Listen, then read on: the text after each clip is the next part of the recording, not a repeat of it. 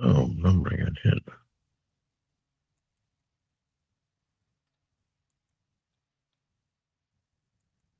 Recording in progress. Good evening. This is the Chicago Computer Society June 2026 meeting of the Windows, Office, and AI group. I'm going to open the floor to any problems, questions, comments, updates of information that others might be interested in. Anybody? You mean June 16th? Pardon? You mentioned June 26th. It's June 16th. This is June 2026. Oh, he didn't say 26. He said 2026. Yeah, 2026. Okay. That's what That may this be year what is. We only that may have be what he one meant to meeting say. a month. Yeah. What do we need the day for? Completeness. Oh, yeah. I've been doing this for how long? Yeah. I At any understood. rate, offhand, does anybody have any problems, questions, comments, etc.? The one thing I can say is that the Secure Boot certificate updates from Microsoft, at least on my machines, are going well and they are actually happening. And Linux seems to be okay with it as well on dual boots. I do have one machine that does not have the certificate yet, but it has a problem, and I'm trying to get it resolved. And that problem is blocking the certificate. Yeah, there are isolated issues like that. Yeah. But I'm not worried about it anything because even if you can't do the secure boot, as I stated in prior meeting, you just take and turn off secure boot in your BIOS. That's a little less security, but the secure boot is primarily for blocking a local person plugging a USB drive into your system to boot up off of and prevent them from possibly stealing information if you don't have BitLocker on. If they were able to boot up off of a flash drive and you don't have BitLocker on, it's a case where they can end up copying anything they want to or injecting malware into your system. Yeah. The other downside is that if you can't install these certificates, you won't be getting any future updates Yeah, of the certificates. that's another possibility. It's just a case where there are so many people that don't seem to give a hang. They don't even bother doing the updates because they've had so many disastrous ones in the past. But it looks like they're finally getting some of the problems straightened out. It's starting to improve. I only have two machines with 25H2 on it, and a bunch of machines that I've held back at 24H2, which is because of the mess with 25H2. I wasn't going to take perfectly good running 24H2 and turn them into a nightmare. So, Yeah, I've been cleaning up some of that mess for a couple of 3 months now, yeah, but it's pretty well cleaned up now. much of it is, like I say, improved. It's just a case where I'm not ready to do it yet. In fact, Yeah. if nobody else has anything else, I've got something extra. Whoop, got somebody. Yeah. Yeah, there's Donna. Yeah. Good evening, gentlemen. Ken and I are eating dinner, so we keep our cameras off. It's 5 o'clock here. Anyway, good evening to all of you. Good night. Good evening. All right. Something came up recently, and I decided to do a little bit of experimenting. as I was updating quite a few Windows machines of mine. Most of them, like I said, is at 24H2. So what I did was I took the, come on, hang on one second here. I got to get the other machine going again. Now, I'm gonna first go in and see if I can show that. Share and okay. 24 and 25H2 pretty much look the same. If you go into the Windows update and you did your check and you got some updates, one of the things you should always do is come down to advanced options.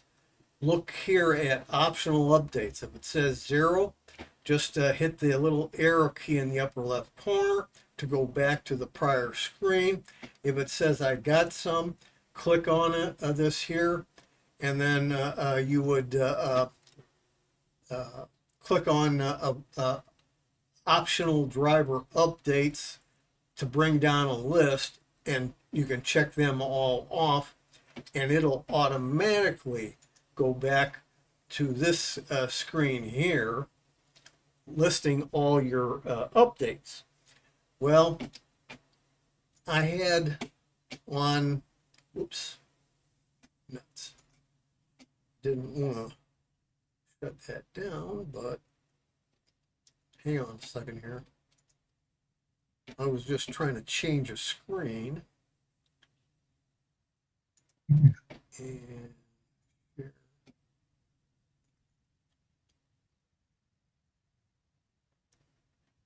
Yeah, you can't see it. Stop share. I got two pictures to show you. Gosh darn it. This thing wants to do what it wants to do, not what I want to do. And I'm getting real frustrated with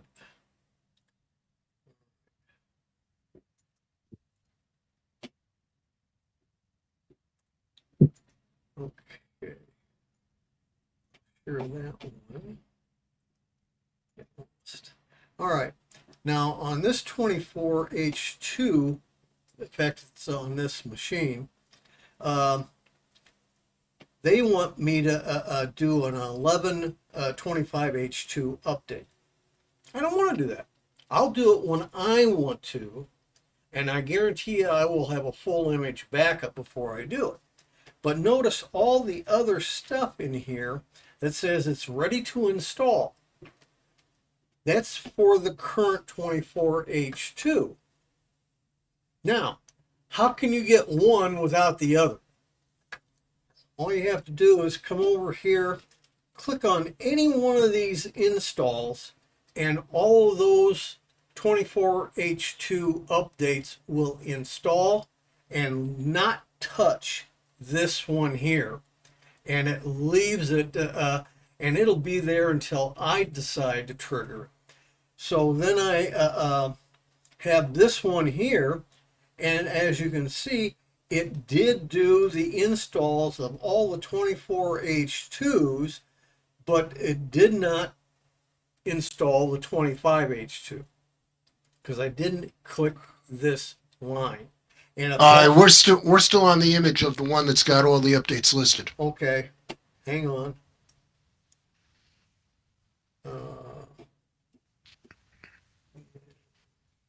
And drop bid.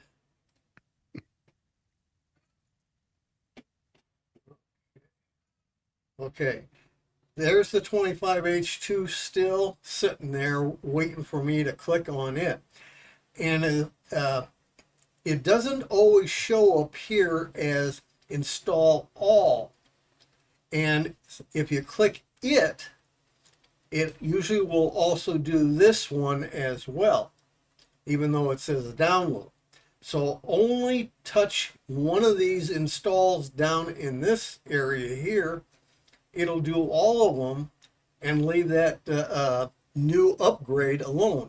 And this is important to keep in mind as we're only a few months away from the release of 26H2, which I'll have this 25H2 in when I'm ready to deal with it. I've got one problem that's going on that so far I haven't been able to completely resolve. So I thought I'd mention this here, Nat, because it's a nice little trick. In the past, I didn't think of doing that.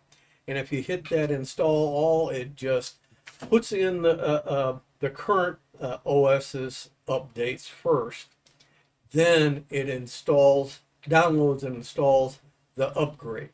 Well, now I know a way of being able to install just the updates and forget about the upgrade to the new version, and it'll be there the next time I go in, and the next time, and the next time, until I say, okay, I'm now ready. I'll click on that download and install 25H2 in this case. Tim, there's also a way, at least in Pro, of freezing on the current feature update and or any version, as a matter of fact, without having to do all that stuff in Windows Update. And that is, Gibson Research has a thing called InControl, and it will either set a group policy or it will set a registry, some registry settings that say stick with this feature update version, stick at this level, and don't go higher. Then you won't even see that upgrade until you're ready to update what you tell the tool. And it's a very simple, easy interface.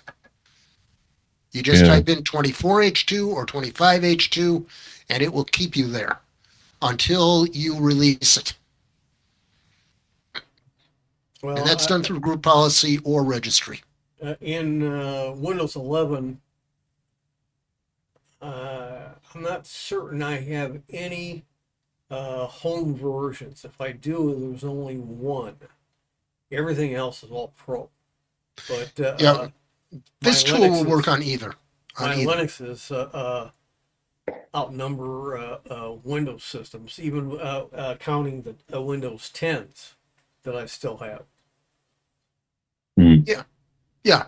So anyway, there is a way of making sure that you will not get that feature update until you are ready for it. And that's by freezing yourself, locking yourself into a particular version. Well, the other thing too is if anybody besides me is on Windows 10 still, you only got about 4 months left before that dies, and then you get no updates of outside of Defender updates. You might still get Defender updates until I think it's January 1st, 2027, as I recall. Yeah. My understanding is that Windows operating system updates will cease, but Defender will continue for another year at least. Yeah. And considering you're not getting that much in the way of updates anyhow. However, I will say that my 10 machines, they did get a recent security update that surprised the heck out of me because apparently it was a big problem. Every now and then, like Windows 7, and I think Windows 8, if I remember right. They occasionally, even while 10 was the primary Windows version, still did 7 and 8 updates if you went looking for them. There was no notification that you got it unless you had your machine set to automatically install new updates. I've never used the automatic update. I always go out and manually check and then update if I'm ready to go with it.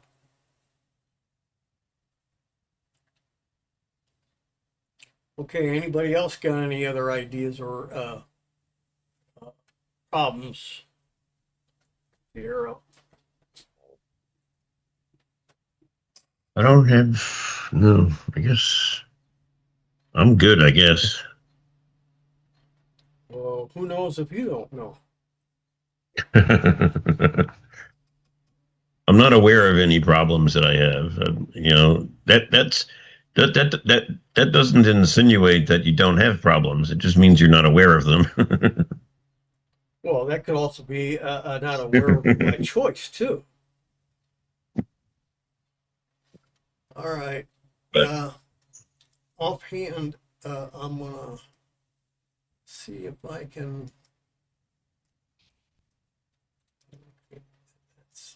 I gotta get off of that. I have to go to this one. Come on.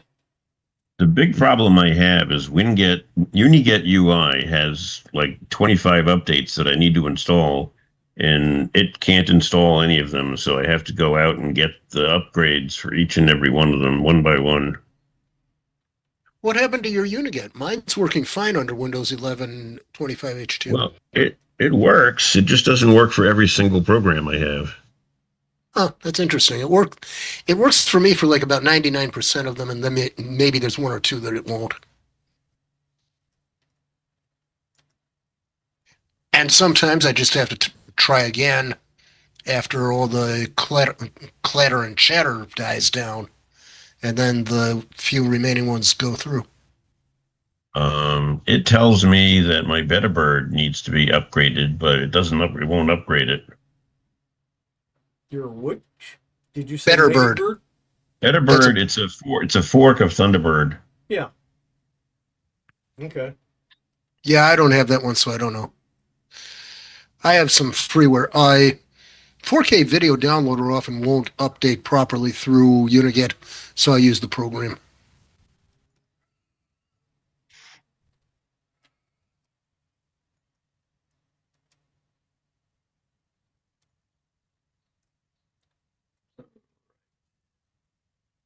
We're getting there. Oh, and the other thing I always do separately from UniGet are web browsers, because they often have updates that aren't yet in UniGet. Oh yes, I don't upgrade web browsers either in UniGet.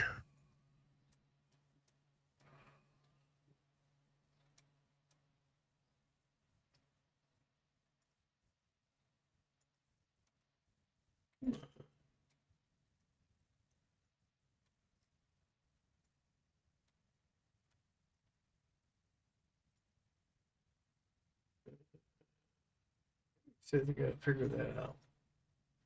All right.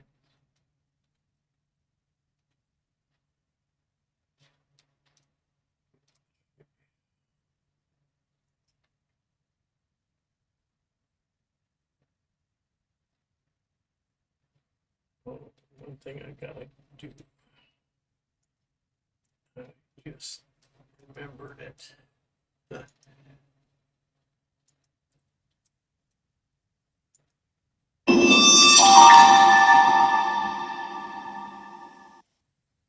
Right now, as you watch this video, your Windows PC is running completely exposed.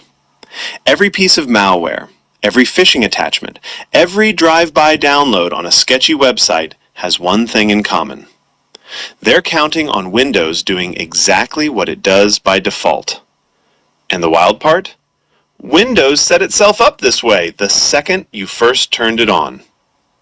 I'm going to show you what this is, why it's dangerous, and how to silently fix it in under 3 minutes. And before you say, I have Windows Defender, I hear you.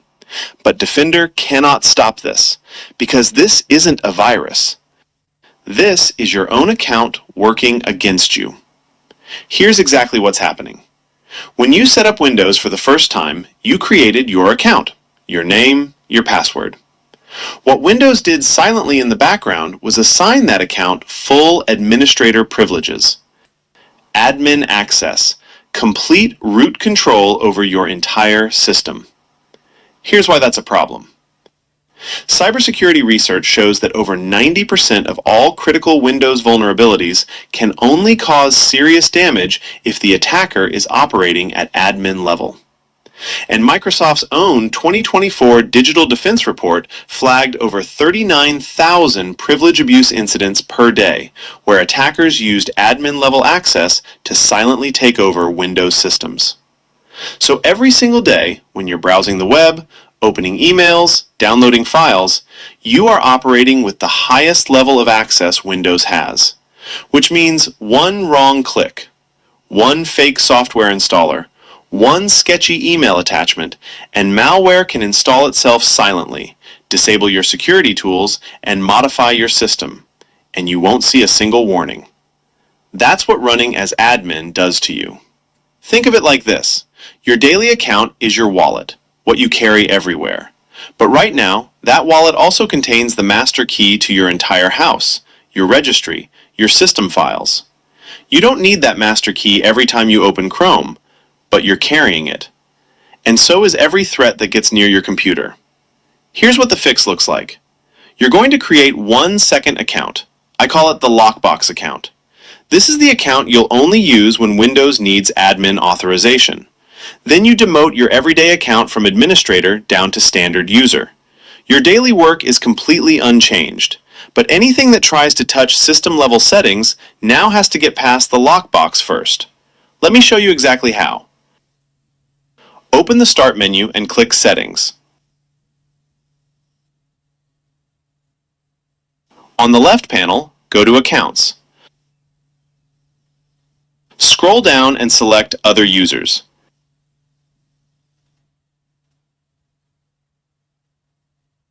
Click Add Account. Windows will prompt you to sign in with a Microsoft account. We don't want that. Click I don't have this person's sign-in information. Then click Add a user without a Microsoft account. Give this account a name. I'm using Lockbox. Simple, memorable. Create a strong password.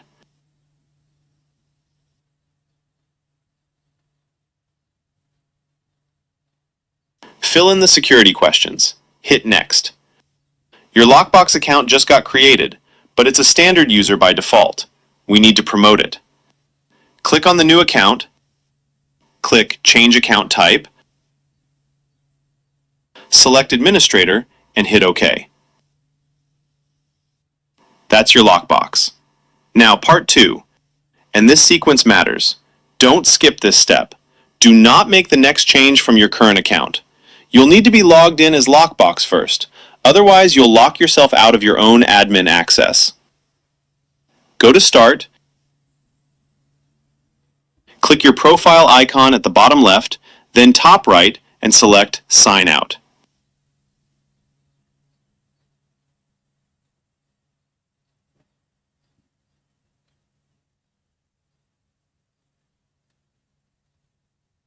Back in Lockbox, go to Settings,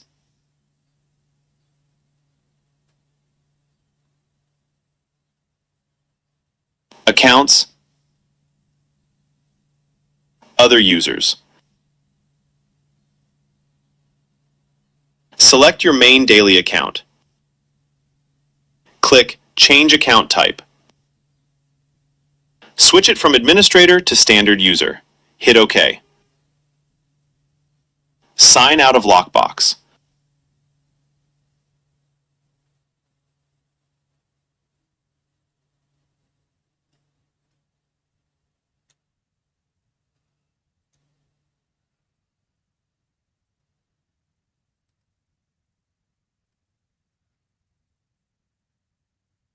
Done. 3 minutes. Your PC just went from completely exposed to locked down. Watch this. I'm going to try to install a program right now.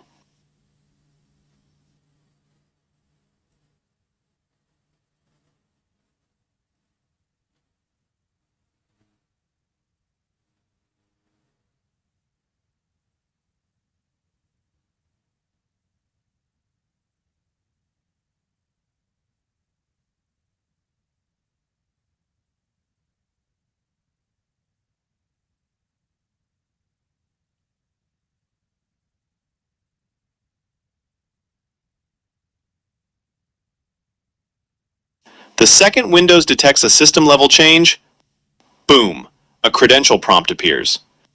No admin password entered, the install stops cold. That prompt is your lockbox standing between your PC and everything that tries to touch it. Malware can't bypass it. Fake installers can't bypass it, not without the password. Your daily browsing, your files, your apps, completely unchanged. The only difference is that now anything operating at the system level hits a checkpoint, and that one change eliminates the attack vector behind over 90% of Windows malware infections.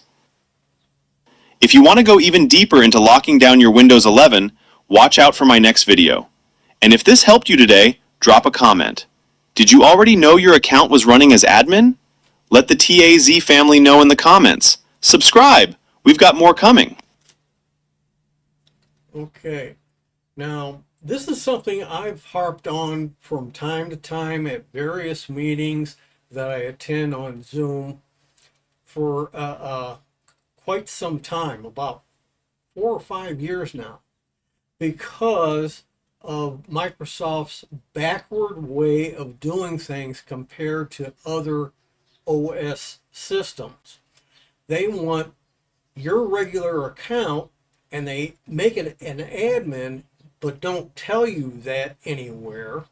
You have to learn that from other people, articles, or videos that you watch like this. And I thought this was excellent the way he did it. It's the same thing I've been preaching for a long time, and the vast majority of Windows users are neophytes. They're not technicians, etc. And they have their whole system set up where they, when they log in on the computer, are at administrator level. Any kind of a bad site they go to, it can have devastating effects with downloaded malware of any kind. A hacker that gets through their firewall into their home and into their devices can take over their whole machines and do nasty things to businesses or other people. And I've been trying to get this kind of information out from time to time. This video explains it quite simply, better than I think I would have done myself on my own. But at least it gives a whole walkthrough how to set up your system properly with a local account, administrator level occurrence. It's only there to either correct and heal a sick system or do certain updating features in bulk, say once a month, something like that. And your everyday account becomes a standard account, giving you a extra level of protection that people just don't understand because they don't get enough information in their daily lives about how to really use their computer properly and safely. Anybody got any further ideas or comments regarding this? Yeah, when you go to need to install a new piece of software, the basic user account that you've just established can't install software, correct? No, you just put in your password and you can say yes, go ahead. Oh, so if you double click on a setup program, it will prompt you for a password? Yeah. Oh, Now, I didn't know that. if you, on the other hand, that's only in your standard account that it'll ask for the password of the administrator. He called it lockbox. Okay, that's perfectly fine as far as the label goes. However, when you are really in the administrator's account, all it asks for is yes or no. Do you want me to go ahead and do it? And too many people don't read what the heck's going on. They don't stop and think. I didn't ask to do an install of a program. So why is it bothering me? And they just click yes as fast as they can to get rid of it so they can get back to whatever they were trying to do on their system. Yeah, in an administrator account in Windows, there's also something called a silent install that can happen in the background. And it can even happen through a script. And that gives no UAC. That's right. You get no pop-up warning at all.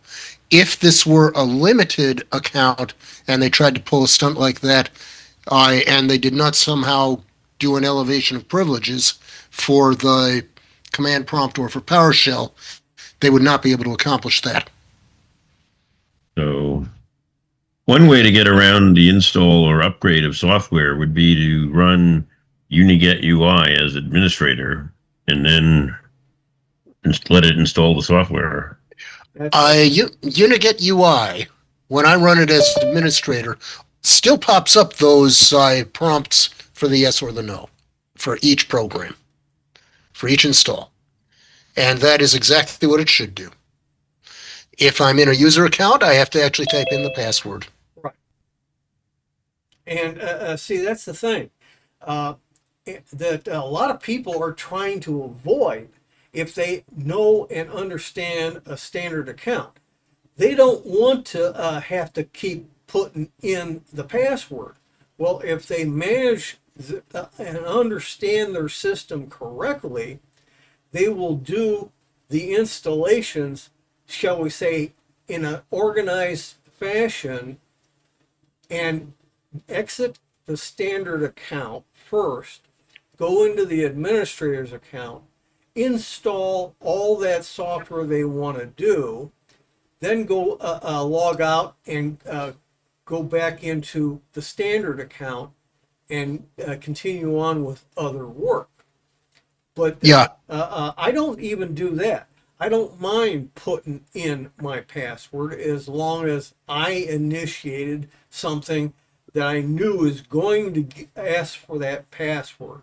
If that pops up and I didn't ask for anything to change the system, that's a red flag right there.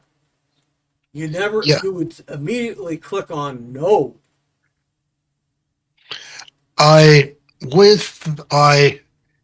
With software in Windows, there still are some programs that install on a per user basis.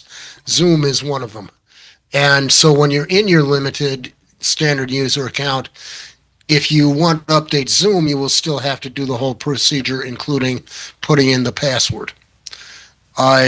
There's just a few other programs I know of in Windows that do that. Those of us who are used to using Linux already know we're constantly being prompted for our sudo or password. Yeah. And so we're used to it, but Windows users really hate it. It's a pain in the butt. I think passkeys will begin to ease that pain point quite a bit for a lot of people. I'm not betting on that until I see it. It's just a case where they don't understand the security implications. Even for me, when I'm giving out information to various people, and that most of them skip going over any of the security information that can keep them safer on their systems. And then if something bad does happen on their system, they're blaming anybody and everybody else in the entire universe other than the person they see in the mirror every day. And that's the bad part about it. You have to have some common sense. If you want security and prevent disasters, then you got to live with some pain to some extent. It's kind of like as you age, you may end up with arthritis. So you take some painkillers for the arthritis periodically, and you feel better for a while before you probably have to take more medication. It's just the way life is. And if you can't deal with it, are you really a person who should even have a computer is a valid question. Because you're your own worst enemy if you ignore the security implications. Well, there are people who only own phones. Well, they do that, but if they don't have some kind of a security check on it, and there is to some extent, because they are required to go through usually a authorized store to get their applications from. But as Google shows and proves constantly, lots of bad stuff gets into even their store. I'm sure there's some degree in Apple's store also. But there you have at least them looking out for you. Who's looking out for you in any other computer system? It's only you. And if it isn't you, then you have nobody there to blame but yourself if something bad really does take place. That's another reason why Android from Google is locking down their store for side loading applications. I'm not agreeing totally with that policy, but I'm at the understanding that too much malware gets into people's phones via side loading, and they don't understand the implications of that. They're not concerned about privacy either, that some of these apps invade, besides security. Anybody got anything else on this?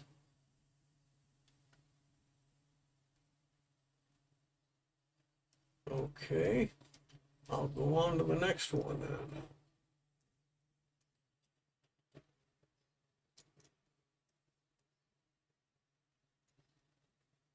Your phone is sitting right there on your desk. It looks innocent. It looks safe. But right now, at this very moment, there are apps installed on that phone that are doing something you never gave them permission to do. They are reading your messages, not just your regular texts, not just your WhatsApp chats. They are reading your bank OTPs, the 6-digit codes that stand between a complete stranger and your life savings. And the worst part? These are not sketchy apps from some dark corner of the internet. These are apps you downloaded yourself, apps you use every single day, apps with millions of downloads and 4-star ratings, apps you trust completely. Today, I am going to name them. I am going to show you exactly how they do it, why they do it, and most importantly, what you need to do right now to protect yourself. Because this is not a theoretical threat. This is happening right now in 2026 to real people all over the world, and most of them have absolutely no idea. Let's start with something that will change the way you look at your phone forever. When you install an app, it asks for permissions. You've seen the pop-ups. Allow access to your camera. Allow access to your location. Allow access to your notifications. And most of us, be honest, just tap, allow, and move on. We don't read what we're agreeing to. We don't think about what that permission actually means. We just want the app to work, so we give it whatever it asks for. That one habit, that one moment of not paying attention is costing people their money, their privacy, and in some cases, their entire financial lives. Here's the thing about notification access. When you grant an app permission to read your notifications, you're handing it a master key. Every notification that comes to your phone, from every app, every service, every bank, every message, that app can see it, read it, store it, send it somewhere. And here's where it gets terrifying. Bank OTPs come as notifications. That 6-digit code your bank sends you to confirm a transaction, it shows up as a notification. And if any app on your phone has notification access, it can read that OTP the moment it arrives, before you even see it yourself. This is not a glitch. This is not a bug. This is a deliberate system that certain apps have been built to exploit. And in 2026, with mobile banking more widespread than ever before, with more people doing more financial transactions on their phones than at any point in human history, the stakes have never been higher. Now let's talk about the first app. The first category of apps secretly harvesting your OTPs are certain cleaner and optimizer apps. You know the ones. They promise to speed up your phone, clear your RAM, kill, background apps, save your battery. They show you dramatic graphics of your phone getting cleaned. They make you feel like you're doing something productive. And because they need to monitor your phone's performance, they request a very broad set of permissions. Notification access, accessibility services, read phone state, the full package. There's a particularly notorious example that had over 50 million downloads before security researchers exposed what it was doing in the background. The app, which I won't name directly to avoid legal issues, but which has been widely reported across cybersecurity publications, was logging every notification that came to a device. Every single one. It categorized them, extracted numerical codes that matched OTP patterns, and transmitted them to remote servers. The app looked completely normal on the surface. It cleaned your phone, it boosted your speed, it showed you ads. Meanwhile, in the background, it was running a silent extraction operation on your most sensitive financial data. The reason these apps can do this so easily is because cleaner apps have a legitimate reason to request the permissions they abuse. They need to monitor background processes, so they need deep system access. And once they have that access, there's nothing technically stopping them from doing far more than they advertise. The permission system on both Android and iOS was not designed with this specific threat in mind. It was designed for convenience, for functionality. And certain developers have turned that convenience into a weapon. What you need to do right now is go to your phone's settings and look at which apps have notification access. On Android, go to Settings, then Apps, then Special App Access, then Notification Access. On iPhone, go to Settings, then Notifications, and review which apps are authorized. If you see a cleaner app, an optimizer, or any utility app in that list that doesn't have an obvious reason to read your notifications, revoke that permission immediately. Better yet, delete the app entirely. Now let's move to the second type of app. This one is going to surprise you even more. The second category is certain free VPN applications. I know, you downloaded a VPN to protect your privacy. The irony is almost too painful. But here's the reality of the free VPN market in 2026. Running a VPN service is expensive. Servers cost money. Bandwidth costs money. Engineers cost money. When a VPN is free, you have to ask yourself, how are they paying for all of this? The answer, more often than you want to know, is your data. Several free VPN apps have been caught doing something particularly brazen. Because a VPN routes all of your internet traffic through its servers, it has the ability to inspect that traffic. And while most legitimate VPNs encrypt and anonymize this data, certain rogue applications in the free VPN space have been documented doing the opposite. They inspect the traffic. They look for patterns consistent with banking sessions and OTP transmissions, and they log what they find. But it goes even further than network traffic. Many free VPN apps also request SMS read permissions and notification access. They frame these requests as being necessary for app functionality, for sending you alerts about your connection status. But the combination of network-level traffic inspection and notification access creates a situation where these apps can see your OTP from two different angles simultaneously. They can see the network request your banking app makes, and they can see the notification your bank sends in response. Cross-referencing these two pieces of information gives a malicious actor everything they need to intercept a transaction in real time. A report published by a major cybersecurity firm in early 2026 identified dozens of free VPN apps on the Google Play Store and Apple App Store that were engaging in various forms of data harvesting beyond what their privacy policies disclosed. The scale of it is staggering. These apps had collectively hundreds of millions of installations, and their users had no idea that the tool they installed to protect themselves was the very tool compromising them. The solution here is stark and simple. Stop using free VPNs.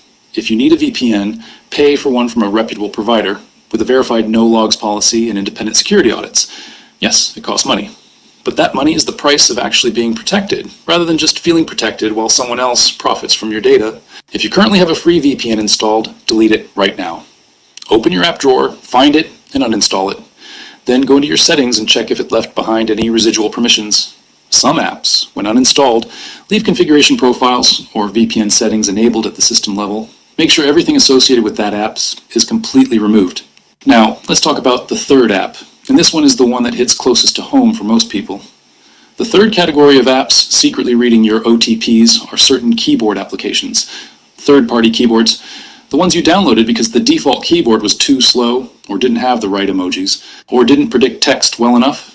Maybe it had better themes. Maybe your friends were using it. Whatever the reason, you installed it. You gave it full access to your keyboard. And in doing so, you gave it access to everything you type. Think about what passes through your keyboard on a daily basis. Your passwords, your PINs, your card numbers, your messages to your bank. And yes, when you type in an OTP from a text message or a notification, it goes through your keyboard too. Every keystroke, every character, every 6-digit code. Certain keyboard apps have been designed specifically to exploit this access. They function perfectly as keyboards. They autocorrect your texts, they suggest words, they might even have beautiful themes and satisfying haptic feedback. And underneath all of that, they run a keylogger, a silent, invisible program that records every single thing you type and transmits it to external servers. The most alarming cases are not even necessarily from obviously malicious developers. Some of these keyboards were built by companies that started with legitimate intentions, collected enormous user bases, and then were acquired by larger entities with less ethical priorities. When the ownership changed, the data collection practices changed, but the users stayed. Because why would you switch keyboards? It works fine. You don't know anything is wrong. There is no on-screen indicator when your keyboard is logging your keystrokes. There's no warning. There's no notification. You simply type your OTP into your banking app, and somewhere on a server you have never heard of, that code is stored alongside your account information, your transaction details, and months or years of everything else you have ever typed. The fix here is to use only the default keyboard provided by your phone's manufacturer. On Android, use Gboard, which is Google's keyboard. On iPhone, use the built-in Apple keyboard. These keyboards are not perfect, but they are developed by companies with significant legal accountability and security infrastructure. They are not perfect, but they are vastly safer than most third-party alternatives. If you are currently using a third-party keyboard, switch right now. Go to your keyboard settings, set your default back to the system keyboard, and then delete the third-party app. If you want customization, most default keyboards now offer themes, emoji packs, and text prediction that is genuinely excellent. You do not need to compromise your security for a better typing experience. Now that we have talked about the 3 types of apps, I want to talk about something even more important. I want to talk about how you think about your phone's security going forward. Because the real lesson here is not just about these 3 categories of apps. The real lesson is about permission culture. The culture of granting access without thinking about what that access actually means. Every single app on your phone is a potential vector. Every permission you grant is a potential vulnerability. This does not mean you should never install apps. It means you should install them thoughtfully, grant permissions deliberately, and audit your phone regularly. Here is what a regular security audit of your phone looks like, and you should be doing this at least once a month. Start with notification access. Go through the list of every app that has permission to read your notifications. Ask yourself, does this app have a legitimate reason to see my notifications? A messaging app? Yes. A fitness tracker? Probably not. A cleaner app? Absolutely not. Revoke notification access for any app that doesn't have a crystal clear reason to need it. Next, check your accessibility services. On Android especially, this is one of the most dangerous permissions a user can grant. Accessibility services can interact with anything on your screen. They can read what's displayed. They can simulate taps. They can extract text from any app. They were designed to help users with disabilities navigate their phones. They are routinely abused by malicious apps to perform actions the user never authorized. Go to Settings, Accessibility, and review every app listed there. If you didn't intentionally enable something, disable it. Then check your SMS read permissions. Which apps can read your text messages? Your messaging app needs this. Your bank's official app might need it for autofill functionality. But a game, a shopping app, a cleaner? No, revoke it. After that, look at your installed VPN configurations. Go to your network settings and see if any VPN profiles are installed that you didn't set up intentionally. Delete them. Finally, review the apps themselves. Look at your app drawer. How many apps do you have installed that you haven't opened in the last 30 days? Each one of those is a potential security risk for zero benefit. Delete them. A phone with fewer apps is a more secure phone. Period. Now let's talk about your banking apps specifically, because there are things you can do at the app level to protect yourself that most people don't know about. First, enable biometric authentication for every transaction, not just for logging in. Most modern banking apps in 2026 allow you to require fingerprint or face authentication for every transfer, every payment, every change to your account settings. Turn this on, it means that even if someone steals your OTP, they cannot complete the transaction without your physical biometric confirmation. Second, set up transaction alerts with the lowest possible threshold. I mean 0. Get a notification for every single transaction, no matter how small. Fraudulent actors often test a stolen account with a tiny transaction before going for a larger amount. If you're notified of every transaction instantly, you will catch this test immediately. Third, use your bank's official app rather than the mobile website. Official banking apps from major banks are developed with significant security investment. They use certificate pinning, which prevents man-in-the-middle attacks. They detect rooted or jailbroken devices. They monitor for suspicious behavior. The mobile website does not have most of these protections. Fourth, if your bank offers it, use an authenticator app instead of SMS OTPs. Google Authenticator, Microsoft Authenticator, Authy. These generate codes locally on your device without any SMS transmission. A code that is never sent over a network is a code that cannot be intercepted in transit. This is the most significant security upgrade you can make to your banking authentication, and it takes about 5 minutes to set up. Let me take a step back for a moment and give you the bigger picture of why this is happening now in 2026, at a scale that is genuinely unprecedented. The mobile payments ecosystem has exploded. More money is moving through phones than ever before, and wherever money moves, criminals follow. The sophistication of mobile malware and data harvesting operations has increased dramatically in the last 2 years. What used to require technical expertise to execute can now be deployed with off-the-shelf tools. The barrier to entry for creating a data harvesting app is shockingly low, and the rewards are enormous. At the same time, app stores have struggled to keep up. Despite significant investments in automated security scanning, malicious apps continue to slip through review processes. They often start clean, with no malicious functionality, get approved and build a user base, and then receive an update that introduces the harvesting code. By the time security researchers catch it, the app has been on millions of phones for weeks or months. The regulatory environment is trying to catch up, but it is inherently reactive. Regulators can only respond to threats that have already been identified. In the meantime, the threat evolves. The apps change their methods, the permissions they abuse shift, the obfuscation techniques become more sophisticated. This is a race, and ordinary users are the ones caught in the middle, which is why your individual vigilance matters more than you might think. App stores cannot protect you completely. Regulators cannot protect you completely. Your bank's security systems cannot protect you completely. You are the last line of defense for your own financial safety. And the tools you have, permission management, regular audits, smart app selection, they work. When you use them, they genuinely work. I want to leave you with something that reframes how you should think about your phone from now on. Your phone is not just a device, it is a vault. Inside that vault is your financial identity, your personal communications, your location history, your biometric data, and the keys to your digital life. Every app you install is someone you are letting into that vault. Before you let them in, you should know who they are, what they are there for, and what they can access once they're inside. And periodically, you should walk through that vault and ask yourself whether everyone who has access still deserves it. That mindset, that discipline, is the difference between being a victim and being someone who never gets victimized in the first place. Go through your phone today, check your notification permissions, check your accessibility services, review your keyboard, audit your VPN, delete what you don't need, update what you keep. And the next time an app asks you for permission, pause for just 3 seconds before you tap Allow. Think about what you're actually granting, because that 3-second pause could be the thing that keeps your bank account safe. Your phone is powerful, your data is valuable, and your security is your responsibility. Take it seriously, because the people trying to take what's yours certainly are. Stay safe, stay aware. And if this video helped you see your phone differently today, share it with someone who needs to hear this. Because the more people who know about this, the harder it becomes for these apps to keep doing what they're doing. Knowledge is the most powerful security tool you have. Use it. Here on your desk. Okay, anybody got any comments on this one? Since we already breached the subject before we played it. No further comments. This is what Well, I'm this is Donna. I'm just looking at what notifications do I have to have, and I was looking like severe weather alert. Yeah, That one. that would probably be true. Phone calls that shouldn't lead to some scam. I need to know if there's a call, like my son called and it's emergency. I only have a few. I don't have many turned on. Well, the problem is deciding which ones do need to be on, which ones do need to be off, and there's the gray ones in between, which you brought up a couple of them right there alone, like for notifications when there was a phone call. Well, somebody may have left a voice message, and that might be a valid message to hear.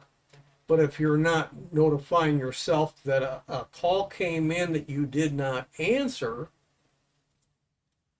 you might not remember that there was a possible message left out there for you to hear and respond to.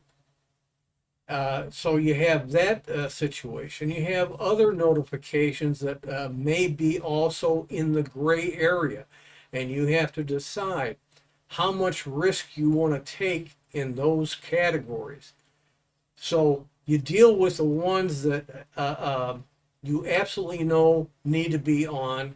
You absolutely turn off all the ones that really don't need notification access.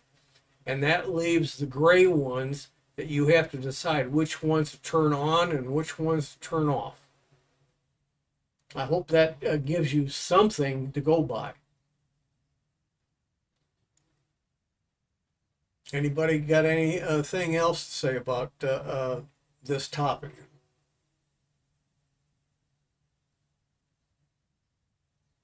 Okay. Well, like for instance, in Apple, Find My, you have to have the sound on because that's how you're going to find it. So there's one that you want to have on is an Apple owner, Well, Apple iPhone or app, to my iPad as well. there are other applications too that a lot of people heavily use that, especially if they are still working, they have to have certain ones turned on because it could even be their boss calling them or a co-worker trying to get a hold of them about a problem or an opportunity, whatever the case may be. The bad part is any ones that are in that gray area that you turn on could also be a scammer trying to get personal information to do you harm. It can also be news that you need to know about and to act upon as soon as possible. So you're caught between the middle, and there is no way around it.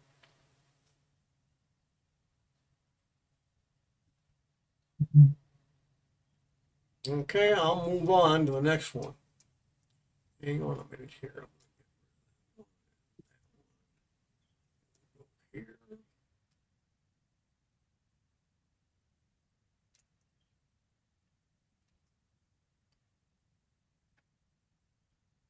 You've heard a common normie line, "Hey, I've got nothing to hide, so do what you want." This misguided philosophy has now allowed the creation of really privacy invading changes that result in permanent tracking on the internet. Lately, there has been a rampant elimination of privacy with the push for age verification, but the effects of this goes so much further. These recent changes by the government basically requires private companies to check your ID before you use the internet. I can already hear the response. "You're lying, Rob. No one is asking for my ID on the internet." Well, in some cases, they really are asking for ID, but in most cases, they're not, and you actually think there is no ID. But this just shows the innocence of the normal person, because the average person doesn't understand technology and doesn't realize that you can be tracked and your identity attached to everything you do on the internet, even without overt ID presentation. And when the government starts to require it, I'm telling you folks, abuse will follow. There will be bad consequences. Just recently, Congress introduced a new bill, H.R. 8250, which is called the Parents Decide Act, another frankly misguided bill that shows a complete misunderstanding of technology. This is another version of the California law requiring operating systems to store age verification. The result of this? No change for your kids, but a permanent verifiable device identity available for private parties to track all of us. These kinds of laws basically rubber stamp the tracking done by big tech as a requirement for daily use. So big tech loves this. But these features permanently diminish our privacy, and it's about time you became aware. So stay right there.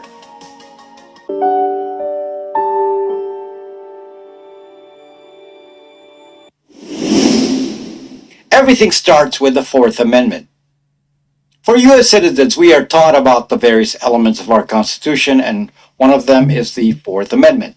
Just to remind you, the Fourth Amendment is the right of people to be secure from unreasonable searches and seizures without probable cause. This, by the way, is constantly abused now with the once again regular renewal of the FISA 702 provision in the law which allows for warrantless surveillance and abuse to apply to U.S. citizens.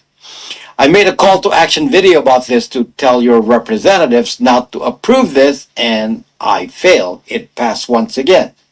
But to frame this for you, the historical reason for the Fourth Amendment is to prevent the abuse of power. The warrant is required for normal searches and seizures, so no single government authority can just willy-nilly take your stuff without some justification of a potential crime being committed. The problem is that in today's world, the commodity that has bypassed the Fourth Amendment is your information. You see, when your information is taken by private parties, it is no longer the government taking them. So big tech freely collects your location information 24/7 and tracks your every click on the internet and then associates this with some identifier which can then point directly back to you. The effect of this is chilling. If any action you do on the internet is attributed to you, then free speech can result in jail time, as is already proven to happen in the UK today. Free speech isn't really free. This is the unfortunate effect of modern technology. Free speech isn't really an act of freedom, because someone can attribute a normal person's statements to a permanent historical record, then most people will just prefer to remain quiet and not give a public opinion, thus giving credence to the mantra, "I've got nothing to hide." In reality, you purposely already hid what you want to say, so publicly you have nothing to hide, but you did hide something. You might think this is not a problem if you happen to support what some particular government leader is doing right now. But as history shows, this is abused by all politicians. So what's agreeable to you today may not be agreeable in the next political administration. Information about your actions can be used against you in employment, in banking, even public social media shaming or cancellation. And the consequences in non-free countries is even more extreme, like jail time or worse. We can speak without fear if we have pseudo-anonymity. Besides, what I think is private information. You don't have to know what I'm thinking.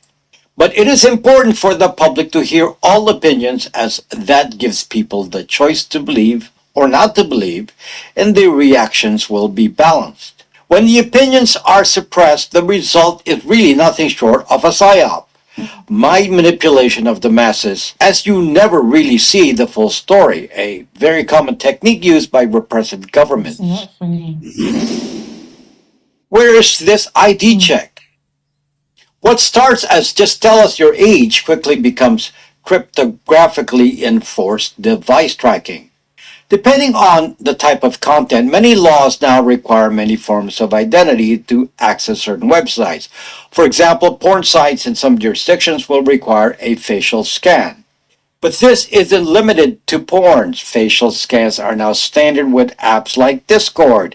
And if you refuse to do a facial scan, the alternative is an actual government ID. The most common form of ID is actually your phone number. What is not understood by most people is that some sites require a phone number for two-factor I authentication, know, not really for the purpose of security, but for identity well, reasons. I just This is ate, the common so method used for ID by sites like Facebook and Discord. I've had You may not problems. understand the connection. This is the But third day and the I phone number is overgo, I attached got a to lot of units contact on lists which board. are collected Some by of them Big aren't Tech gonna work, from but all it's your not friends, and your name, address, even birth dates are captured and stored into a big giant free address book obtained freely from normie users.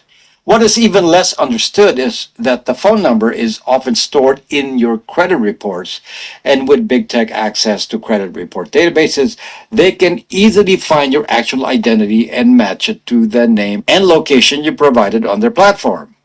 What's worse, even a simple thing as using common apps on regular production phones allows third parties to collect your location information and then use that to acquire your home address.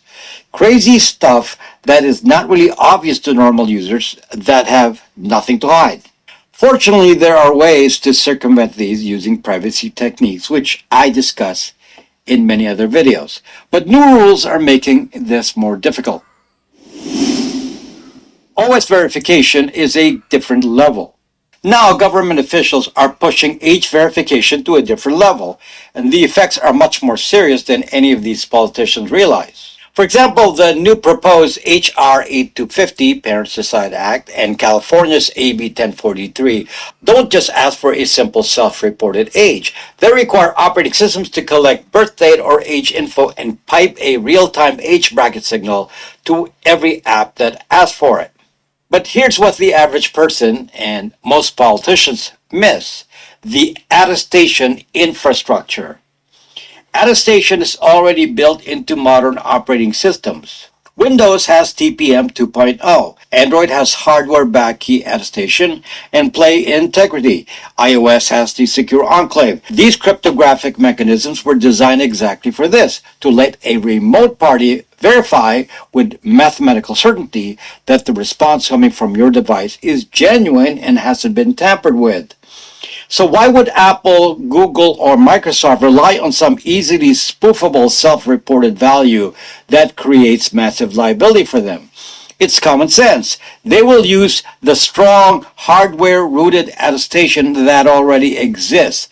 That turns a simple "I'm over 18" checkbox into a cryptographically signed proof tied to your device identity. This is not optional for big tech. Using anything weaker exposes them to fines, lawsuits, and a regulatory hammer if someone lies about their age and bad things happen. So they'll do what any rational company would do: tie the age signal to the existing attestation system. And that's where it gets dangerous. Because now you're not just telling the OS your age, you're creating a permanent, verifiable device identity that apps and services can trust. And that identity is controlled by the OS vendor. The same company is already tracking you 24/7.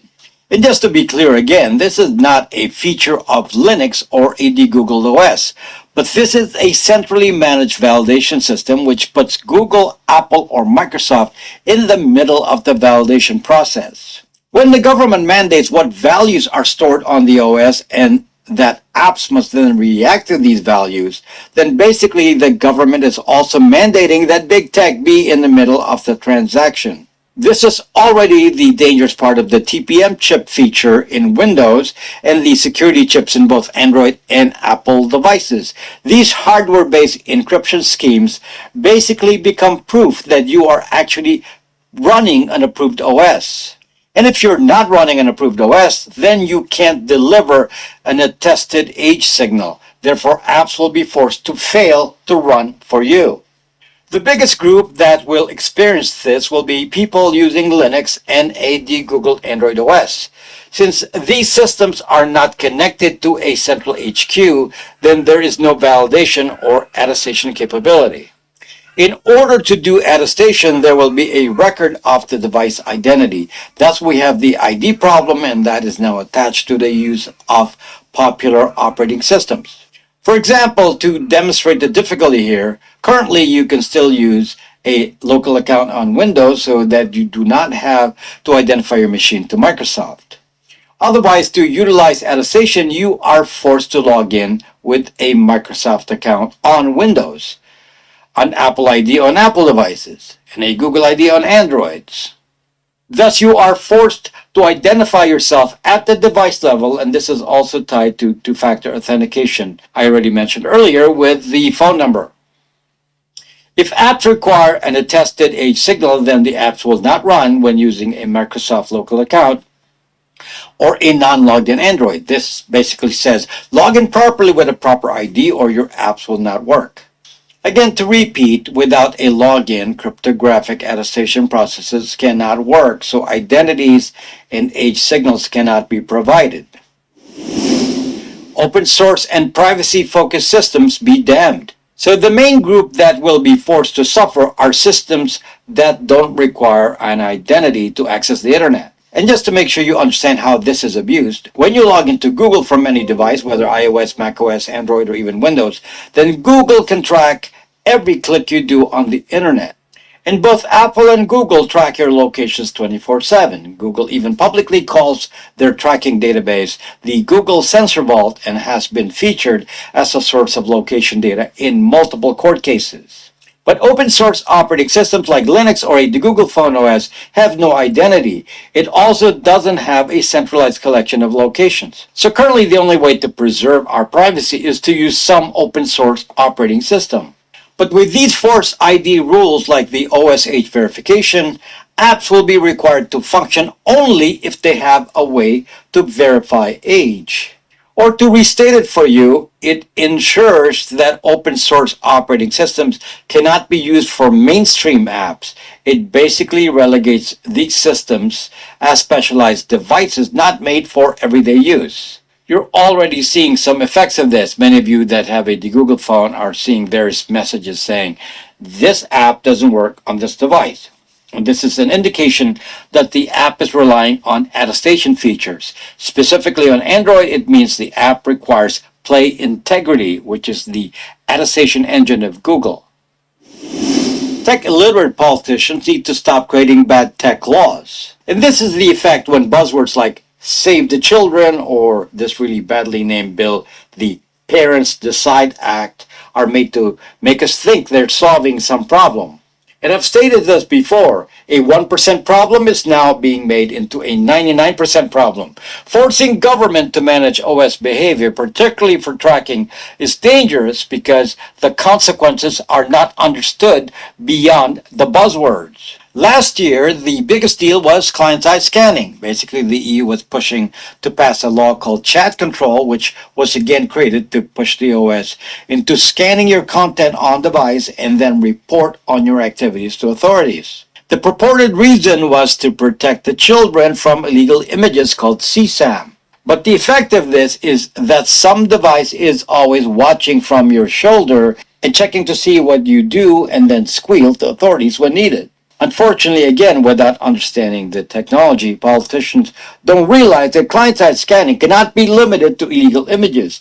It can be used as a surveillance tool to watch anyone for any purpose. Fortunately, chat control was not passed in the EU, though some version of it passed in the UK. However, these can still be overridden today by using an open source OS like Linux. The problem is that the new laws basically force people to use a normal OS to function in everyday life, since an OS without attestation is destined to fail from the California age verification law. Even without the H.R. 8250 passing in the U.S. Congress, it is too late as California already passed the law. And I will tell you right now that no app maker will spend the time to figure out what state you belong to. That is easily spoofed by a VPN anyway. So the apps will just institute a global rule requiring global attestation of age from approved OSs that can provide attestation. Linux users, the Google OS users, sorry, you're using those to protect your privacy and not be subject to 24/7 location and internet surveillance? Sorry. Let's check your ID.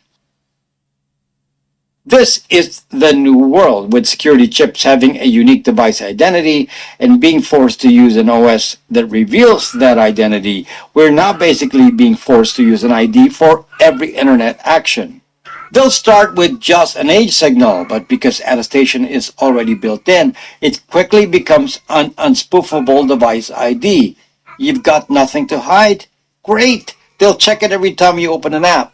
Currently, this is justified by the need for an age signal, but don't worry, you'll all have nothing to hide, so it won't be too long before a full identity is stored on device and it will be required by law. And no, you won't be able to spoof it because of the cryptographical capabilities of attestation. This is going to get worse, and until people stop claiming they have nothing to hide, this will never stop.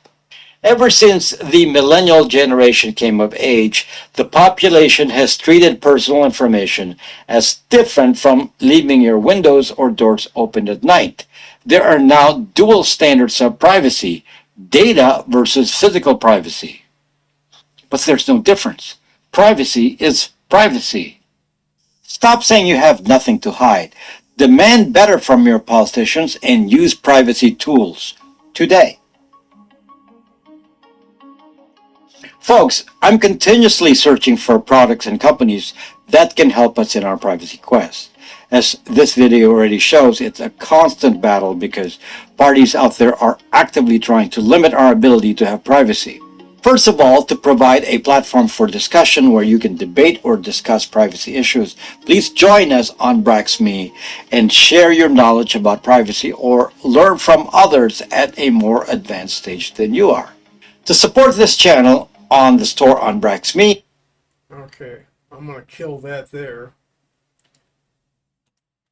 Does anybody have any comments on this particular topic?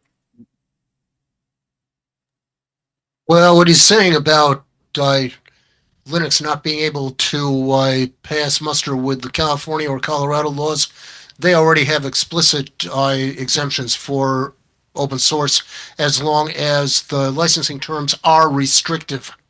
Restrictive in open source licensing means that you can see and copy the code and modify the code. Correct. And they're the only two right now that is now diametrically opposite.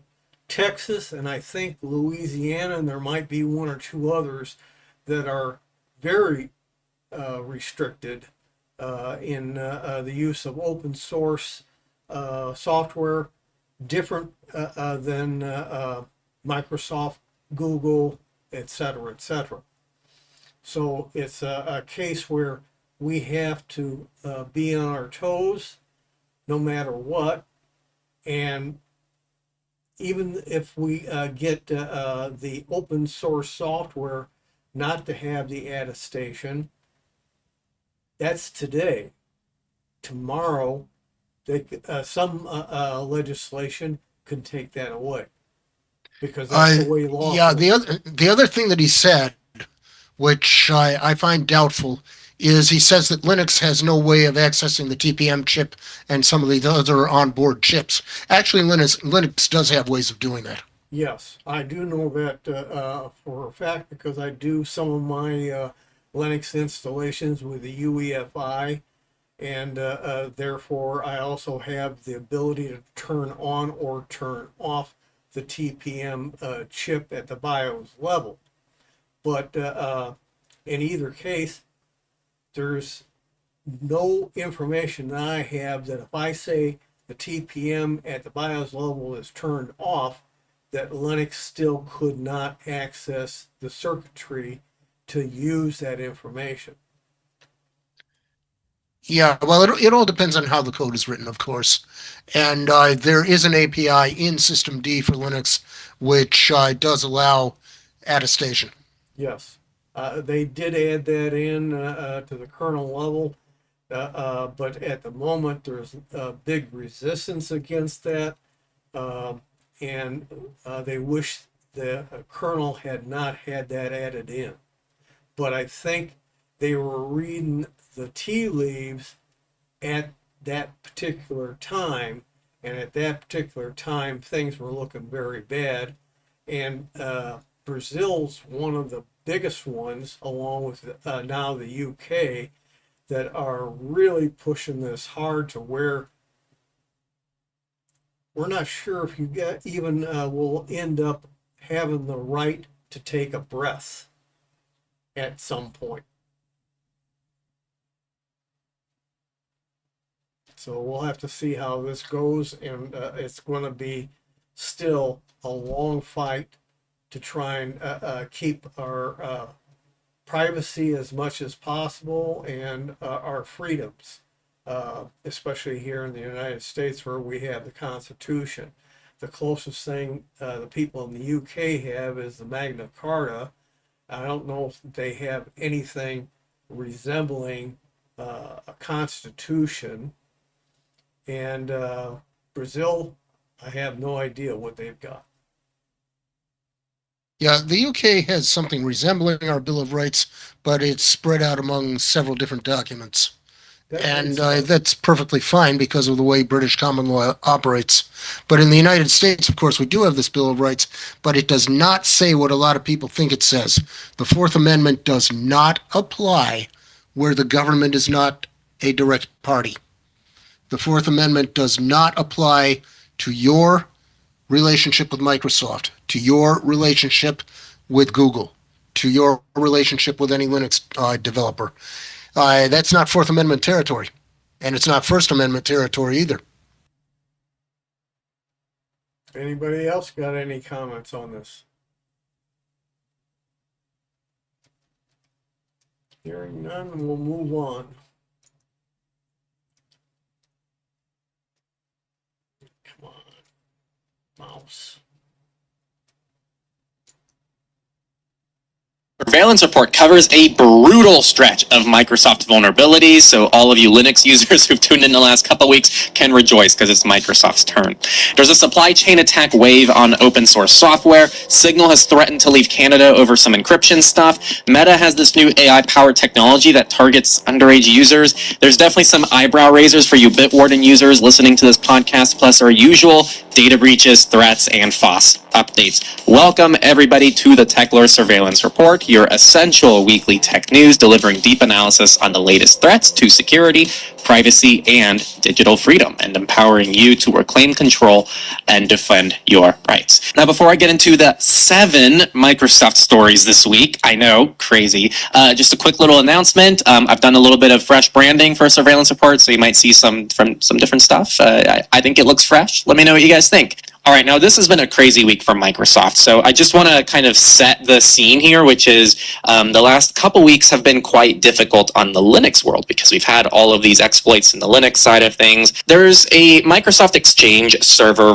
spoofing vulnerability. So this occurs when an improper neutralization of input during web page generation or a cross-site scripting attack enables an attacker to perform spoofing over the network.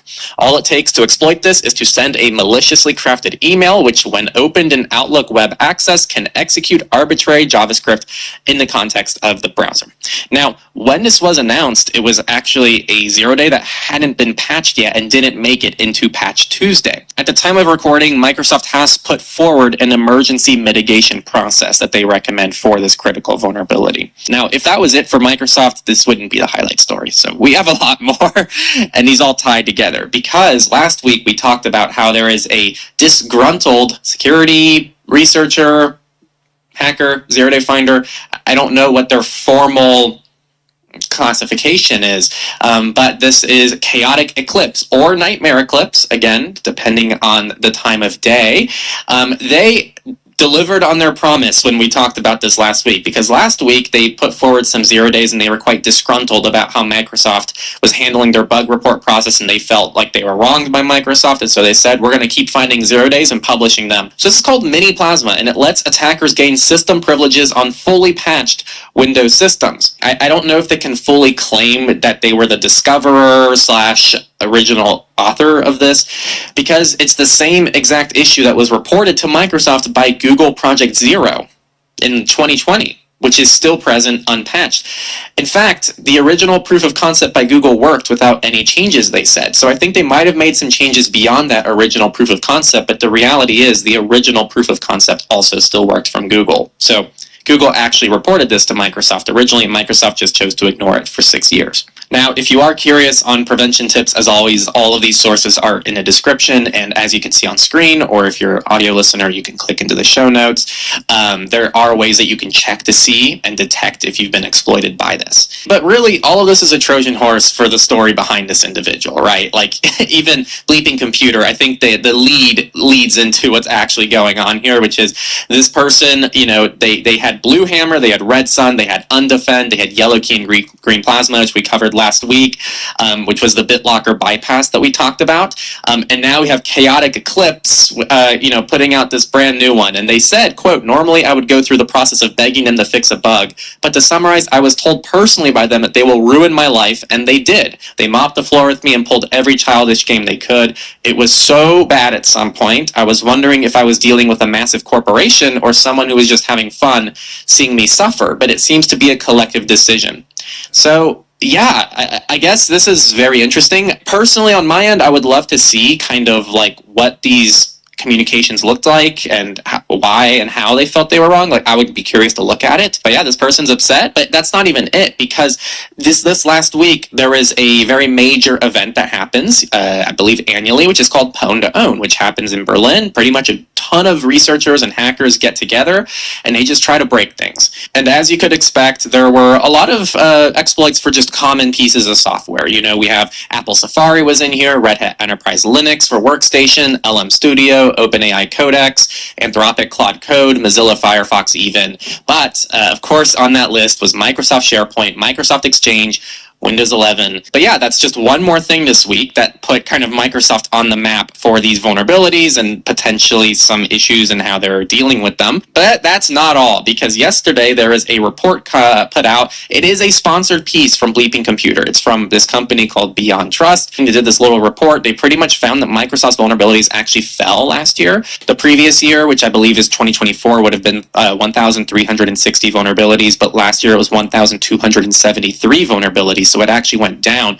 But the nuance to this is actually the critical vulnerabilities went up. In 2024, it was 78, and last year was 157, which is double. But that's not all, because there's another kind of questionable situation that's hard to make sense of, and it's hard to know who's telling the truth or what's going on. But there was a Microsoft Azure vulnerability that came out, and a security researcher claims they quietly fixed this, but they said they never cared and they didn't want to fix it. So pretty much, this is a bit confusing, but there was this vulnerability with Microsoft Azure. This person came forward and they reported the vulnerability. Microsoft said, this isn't a vulnerability. We're not going to make any changes to this. But the researcher came forward and said, hey, now this requires trusted access to be manually configured, and this actually fixes the original problem that I put forward. So the vulnerability appears to have been fixed, but Microsoft didn't issue a public advisory, nor did they notify their customers about it. This one seems a little bit more of a structural problem. In fact, Bleeping Computer at the end talks about how because this didn't get a CVE or an advisory,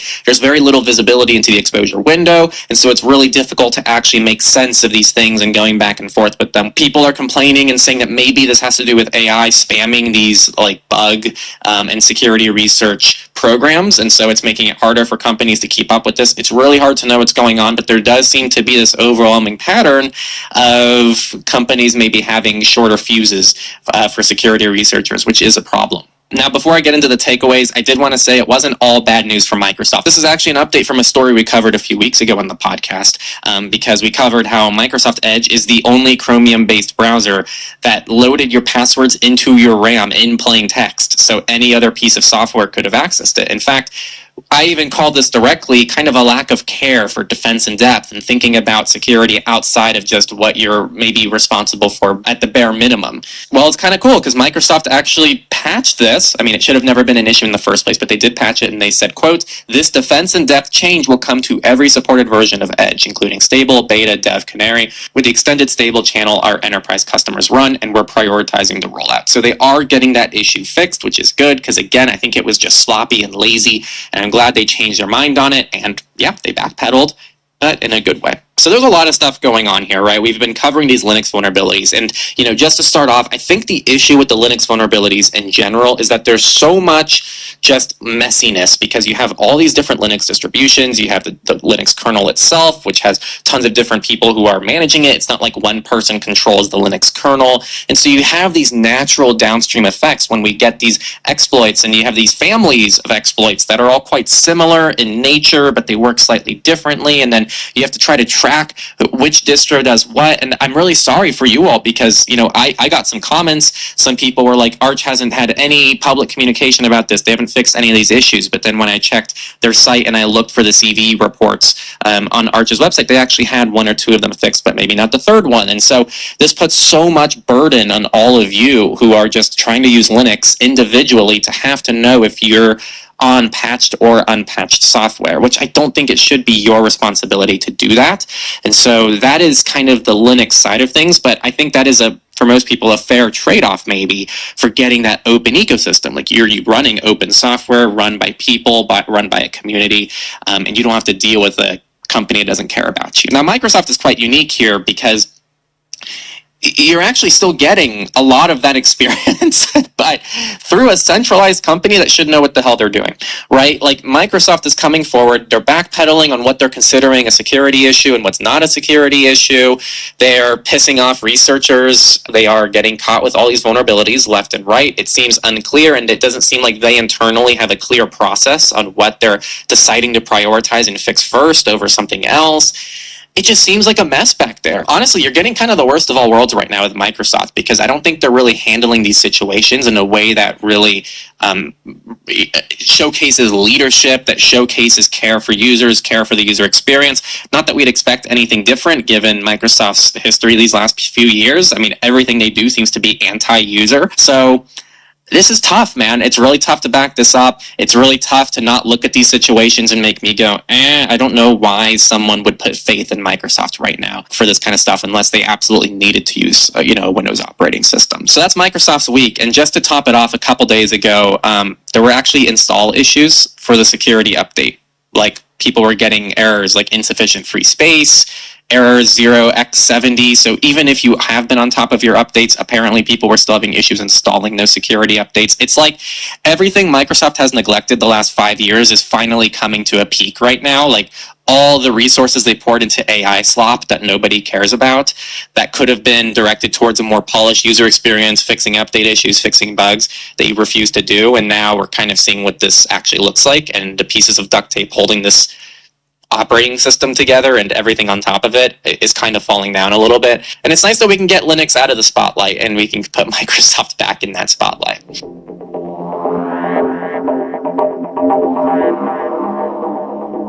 All right, enough about Microsoft for now. I think we have another couple stories about them later, but let's move on. So we actually have something quite fascinating here, which is a supply chain campaign. It's a lot of work to break into a piece of software, and that's a lot of time and investment, and if you're an attacker, you have to put a lot of resources into figuring out an exploit for something, figuring out the best way to mass exploit it if you're trying to reach a lot of people, and you have to do that per piece of software. But sometimes we get these attacks that are a little bit more interesting, because what they're going to be doing is they target the supply chain. So in this case, libraries for charting, graph visualization, building flowcharts, and mapping. But popular packages outside of that have also been compromised. So this is called Shai-Hulud. I don't know how to say that, so it's Shai-Hulud, Hulud, Shai-Hulud. Pretty much they've published 639 malicious versions across 333 packages in about 1 hour. So this compromised the NPM account called ATOOL, A-T-O-O-L, which publishes packages in the ANT-V namespace. So impacted libraries are things like G2, G6, X6, L7, G2 plot, Graphin, timeago.js, size sensor, canvasnest.js, and it's probably a lot of other random things that just sound like random mumbo jumbo, but I'll talk about why this matters in a second. So it's targeting developers and their development workflows, and it's going after things like SSH credentials, database credentials, Docker, vaults, etc. Now the good news is that this probably doesn't impact most of you out there, but if you're a developer, this is something you really should take a look at, because you could just accidentally be using this and you don't even know it. So if you downloaded any of these infected NPM packages, you should remove or downgrade to a known good version before May 18th, and then revoke and rotate all exposed credentials, because things like SSH keys, etc. could be jeopardized. Now there is one takeaway that I think does apply to all of you out there, and I think Bleeping Computer maybe kind of hinted at this, but TechCrunch was a bit more direct. Hackers took over the account of one developer and released all of these packages, right? So this is just my reminder that regardless of where you get software from, you typically always have to trust that whoever published the update authorized that update. So even if you're getting your software from GitHub or even from somebody's website, there's always that small, slim possibility that, maybe their device, the developer who publishes your software's device was compromised to put out a bad update, or maybe they just had weak credentials on their account and somebody logged into their account and figured out a way to break into their account. Now, this isn't to just create fear and panic, but it's something that I think everybody should be intentional about and think about. And I think this is where you might see a place for some kind of middle person to help be an additional point of reference and, someone to validate the update and nothing crazy in it, right? This is where we see F-Droid's approval process actually really work in favor of you as the user, because when you get crazy things, I think a good example of this is Simple Mobile Tools, right? Simple Mobile Tools was this Android ecosystem that's meant to replace the stock apps with open source apps, and it was very popular on F-Droid, but they got bought out and they pushed out updates that started including ad and trackers and all these crazy things in there, and it never made it to the F-Droid store because F-Droid actually takes all the packages, it analyzes them, makes sure that they're not doing anything shady, and then it puts it on the store for you.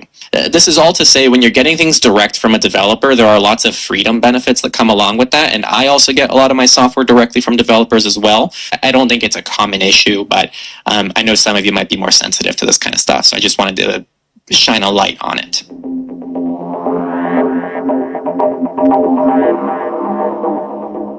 All right, coming soon, we have Meta to use AI visual analysis to detect underage users, and we have Bitwarden quietly changing some things that are worrying a lot of people.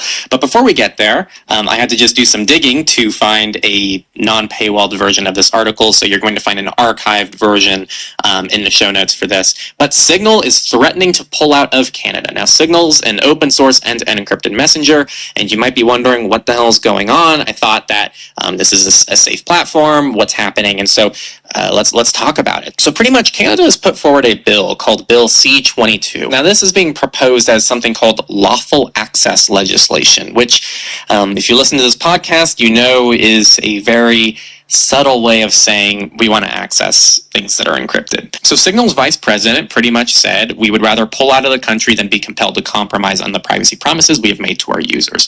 Pretty much they're saying this could threaten encryption. It could also make private messaging services a potential target for cyber attacks. So this is something that can impact your security as well. When your encryption is at stake and there's a way to break it, it makes it possible to break for everybody. There's no way to selectively break encryption for just one or two people. But it doesn't just impact messengers, because this bill requires telecom providers, internet companies, and other electronic service providers to make changes to their systems to give surveillance capabilities to police and the Canadian Security Intelligence Service to combat threats and criminal activity.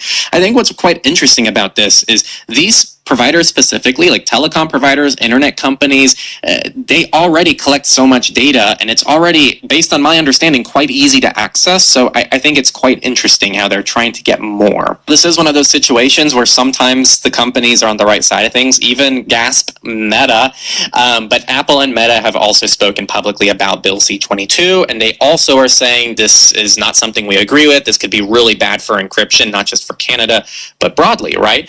This is forced metadata collection for messaging apps and could put encryption services in jeopardy, because this is, and this is, they say it right here, encrypted communication systems are a lifeline for human rights defenders, journalists, and dissidents around the world. So this is very important stuff. It's not just about Signal, it's not just about WhatsApp, it's not just about this. It's about your basic right to be able to communicate privately in the digital age, which still is possible right now, right? Like when you're using any of these end-to-end encrypted messengers, something like Signal, Session, SimpleX, etc., you are actually trying your best to recreate what a private conversation in your home with your family looks like in the digital era. And the fact that we have developed that technology is incredible. And the fact that they're trying to poke holes in that so that, oh yeah, we'll just poke holes in your door, so, you know, at any point we can kind of try to listen in, that's not reassuring. That still makes it less safe. That means anybody can go and try to listen into your conversations if you have a hole in your wall. And so we need to be very careful with this. We've seen lots of countries try to come forward and propose these kind of, they say it's encryption neutral. It's a direct quote from one of the politicians in Canada. This is encryption neutral. But again, we've talked about this concept that data about data, aka metadata, is just as important as the encryption itself. So whether or not this actually targets encryption natively, if it starts requiring more metadata collection from these services, it's still a huge problem for users. Right now, all Signal collects about its users is when they first created their account and when they last logged in. And so if now they're forced to start collecting who's talking to who all the time, at what time, on which devices, from which IP addresses, now it's really easy to see who, you know, exactly what's going on inside of this network. And the bigger kind of global picture of this, if you're not based out of Canada, is that if this starts getting passed in Canada, it's going to leak into other countries. This is why so many people are coming forward and going, we need to stop this right now. We just cannot have this become a thing, right? Like if a major country pushes this forward, gets it through, and they get away with it, now they've set precedent for other countries to follow.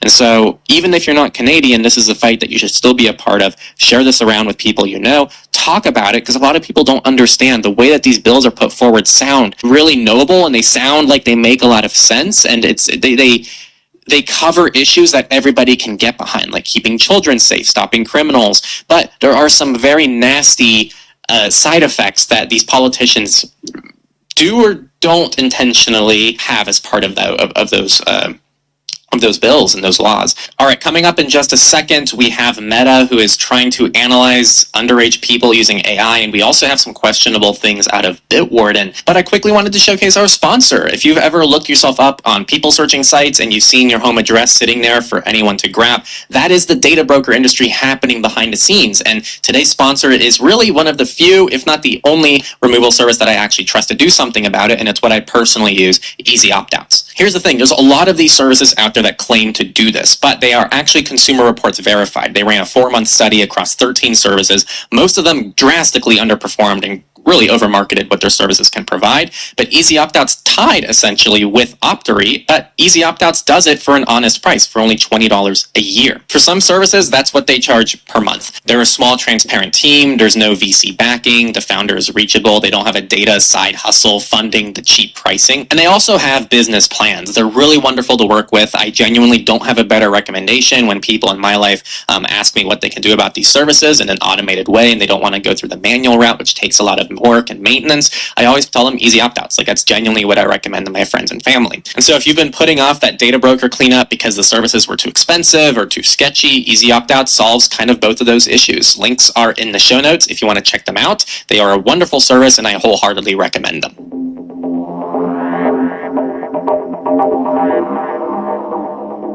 And now back to the show.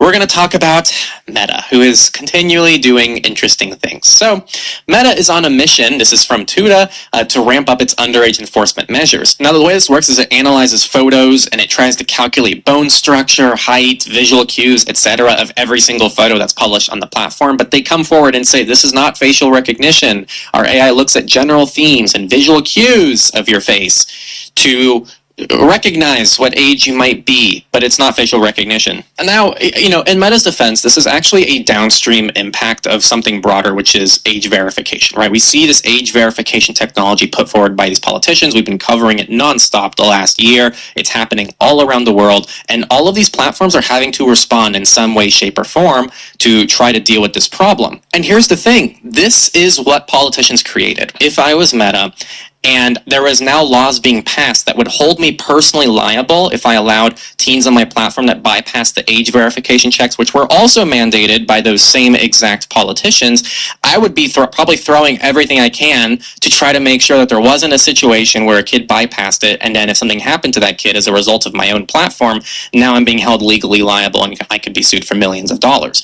So I actually see this as a failure of, yes, Meta is being Meta. We don't have high expectations for Meta. This is just what we'd expect them to do.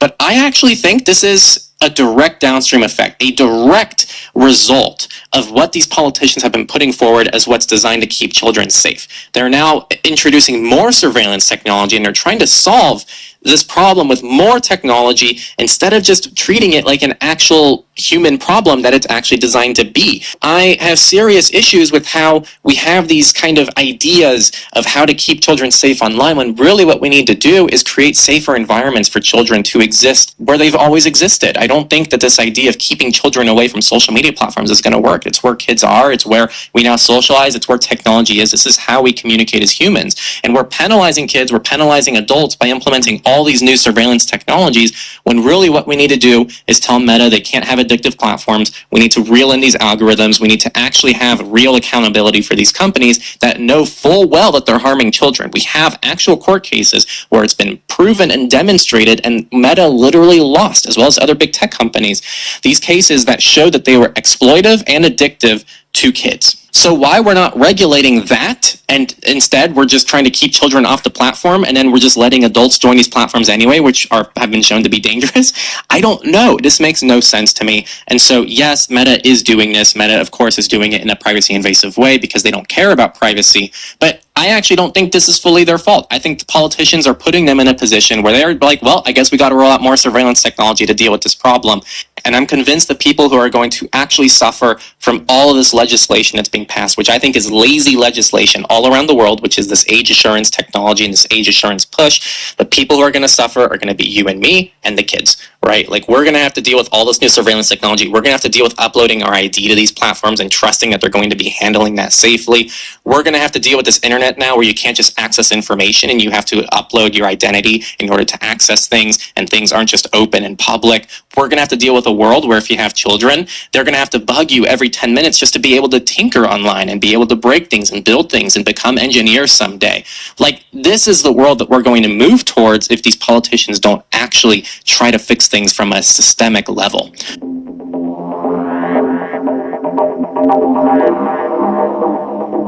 All right, we have one more story before we get into the data breaches, threats, and the open source updates. And I guess technically this one's kind of an open source update, but it's a major enough story that I wanted to put it here in the major stories section. But many of you probably use Bitwarden. It's open source, it's free, it's a password manager. I like them a lot, our community likes them a lot. They're in our resources. I just had one of their team members on for an interview not that long ago on Techlore Talks, which is our sister podcast. If you want to check out that podcast, check it out. I interview tons of people in the space.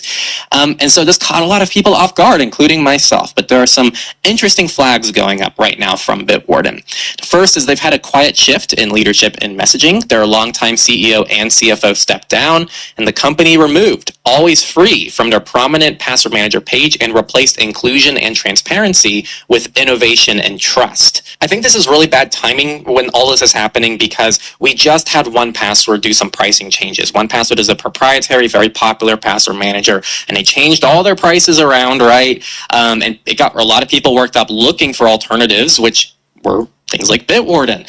And so a lot of people, they just inherited this whole community of people looking to them as kind of, you know, this leader of like good quality personal password managers. And I think this is setting off some alarms, right? For the record, nothing has happened yet. No pricing changes have happened. I don't want us to rush ahead with the speculation, but I think these are legitimate signals. They're things to look at. They're things to watch out for. For the last several years, they brought on some VC funding and people expressed some concern. And now we kind of see more of those downstream concerns maybe sprouting, right? Those seeds of doubt have maybe begun to sprout just a little bit, and we can start to see what the direction of this company looks like in the future. So I'm curious to watch. I really hope that they still stay very pro end user. They still keep their free plan. They still remain a good option. We need to have accessible free password managers for people, right? Like, otherwise people are just going to stay with Apple passwords or their browser's password manager, and we're going to run out of options for people to get started and dip their toes into password management. I don't think everybody should just be using the Bitwarden free plan, but I think the Bitwarden free plan was a really, really good entryway for a lot of people to start using their first password manager, realize, oh, I actually want some more of the paid features, and then now they're using password managers, and down the road they might use KeyPass, they might use Proton Pass, whatever. And so if this goes a negative direction, this could be a big loss. So I'm going to be watching this closely. I'm really curious for your guys' thoughts, especially if you're Bitwarden users. I know a lot of you listening to this podcast use Bitwarden, so let me know what you think in the comments, whether that's on Spotify or YouTube or wherever you can leave comments nowadays.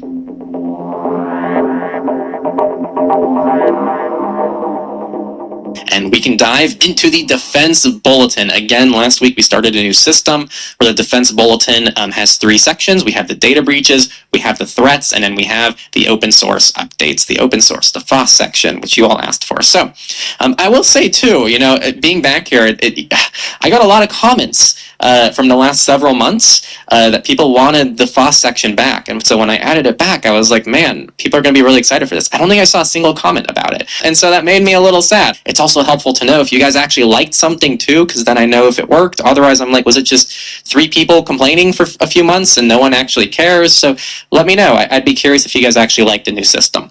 Now, We're going to start with New York City Health and Hospitals that say that hackers stole medical data and fingerprints during a breach affecting at least 1.8 million people. And so if you're part of this NYC HHC, which is a public health system in the US, make sure to look into this to see if you were impacted and what your next steps are. We also had a hotel check-in system that left 1 million passports and driver's licenses open for anyone to see. This is through a company called Tabiq, Tabiq. It's a Japan-based tech startup, and pretty much they found that any hotel using this system was exposed. And we actually haven't seen this in a long time, but it's because it was a publicly available Amazon storage bucket. So this used to be a common joke on the podcast. When Nate was on the podcast, we would do this whole thing of like, take a shot, because these were like 3 times a week types of stories where it was an Amazon storage bucket that was publicly exposed. So I haven't seen one of these in a while, but it's good to have a little throwback to the good old days. All right, 7-Eleven has confirmed a data breach claimed by the Shiny Hunters gang. This is a convenience store here, at least in the US. But it says 86,000 stores globally, so it's not just the US. Now, they sent breach notifications to affected individuals on May 1st, and so you probably already heard about this if it happened to you, and if you do think you might be caught in this breach, definitely check out the show notes. We have 3 more data breaches. The first is from West Pharmaceutical Services that disclosed it was a target of a cyber attack that resulted in data exfiltration and system encryption. It was on May 4th, and there's actually very little information about this so far. They're currently doing investigations and stuff, so make sure to stay subscribed, and we might have updates for you. This next story was interesting. I'm trying my best to make sense of it, but there's an open source tool called Grafana Labs. I'm going to say Grafana Labs. It's an open source tool, but apparently some attacker attempted to blackmail them, demanding payment to prevent the release of their code base. But again, they're open source, so the code is open source and public. They compromise their GitHub environment, and so I'm a little bit lost on the downstream impacts of this. The company said they invalidated a token, added additional security measures, and I think that's it. So this was kind of a silly thing, I think, for maybe the attackers to target, or maybe they did something silly once they broke into it. But I just thought it was an interesting story, and I wanted to share it. Okay, we're running out of time. Does anybody have any comments on this particular topic? I'm going to get ready to send out the handout.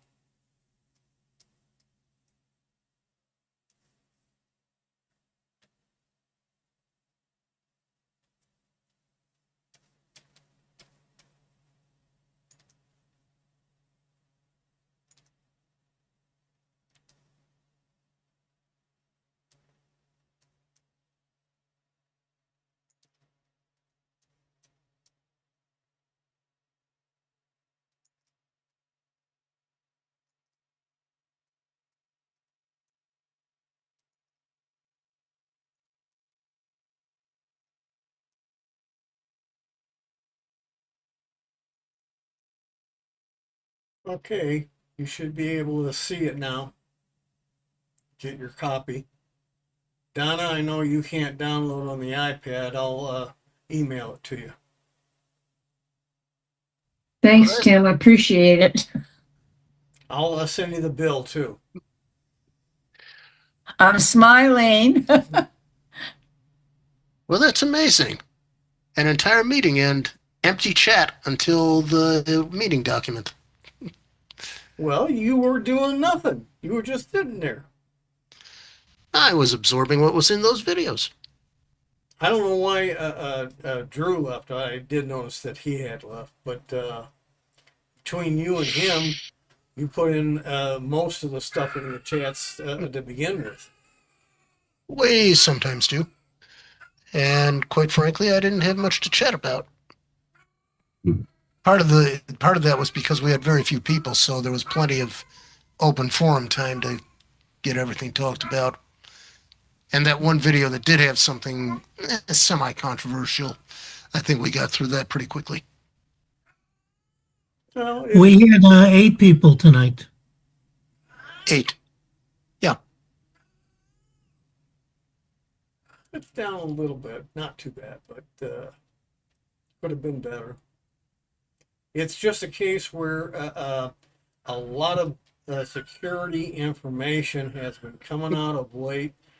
I'm almost updating my Linuxes daily to every other day at most because of so many updates, patching vulnerabilities, bug fixes, et cetera, as well as new changes that are taking place that are normal. Normally, I would only update once or twice a month. So you have to keep up with the times. And right now, I have some Arch Linux versions. Don't update them. There has been a major security breach in the AUR repository, which is a community open, wide open way of individuals creating new applications and modifying the applications, etc., that anybody can get.